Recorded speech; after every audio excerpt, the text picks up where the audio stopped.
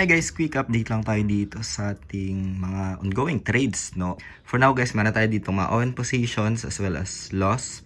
So, maybe I'll pick one of these trades na ginamitan lang natin ng 9.28 USDT. Ano yung naging basis ko dito why I contested itong trades na ito as well as itong campaign, no? Wherein you can get ng meme-fi rewards and hanggang December 9 na lang ito. So, pwede nyo itong puntahan. And bago tayo dito magsimula sa ating video today, kung hindi nyo pa na-like itong video na ito, please like this video first. Subscribe yung YouTube channel natin, turn all the bell icon para ma-notify kayo dito sa mga updates natin na ginagawa sa ating YouTube channel guys. No?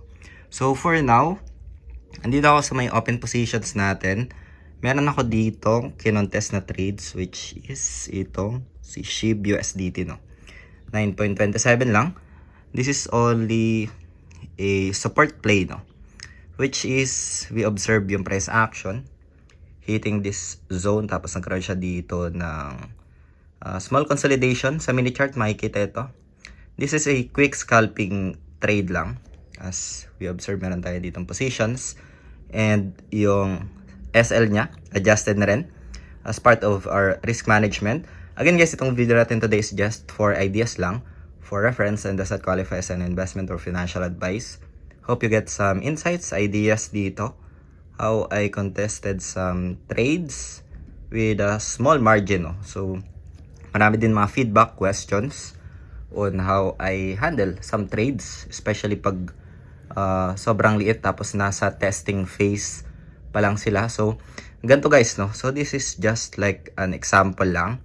So, ito, if ever na umakyat siya, adjusted SL, if ever na bumagsak dito, yung SL na yan is magiging take profits guys. No? So, pwede nating i-drag yan hanggang papunta dito guys. No? So, if i-drag natin yan dito banda, ayan. So, ito yung makukuha natin. Meron pa rin tayong profit sa 12.69 if ever na bumagsak siya guys, no. Take profit ko dito is yung previous highs, no. Which is itong resistance na ito. If ever tamaan yan, mapunta ng price action, there's a confirmations trigger dito and matitake profits, no. And meron tayo dito ng 73.35 USDT if ever napuntahan ng price action.